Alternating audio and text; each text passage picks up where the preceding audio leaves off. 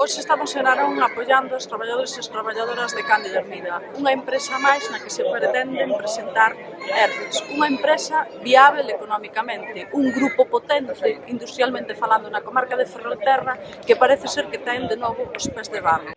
Hoxe, como non podía ser de outro xeito, no BNG estamos apoiando diante do Concello de Narón as mobilizacións dos traballadores e traballadoras do Grupo Cándido Hermida.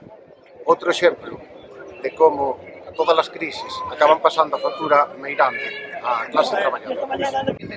Estamos acompañando aquí aos traballadores e traballadoras do Grupo Cándido Hermida, unha das empresas por volume de emprego máis importantes da comarca de Ferrol, unha das grandes proveedoras de inditex no que se refire á montaxe de... Hai nomes de empresas tan importantes como Inaval, como Loira Inter, como Induca, como Cándido Hermida Montajes ou como Cándido Hermida Construcción.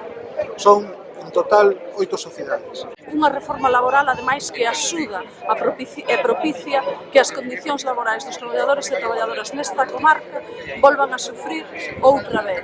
Primeiro foi NOA, foi Cándido Hermida, son as empresas auxiliares das Pontes en Endesa e vai a ser tamén o sector naval. Polo tanto, BNG estaremos para que non se convirta máis unha vez a comarca nun deserto industrial.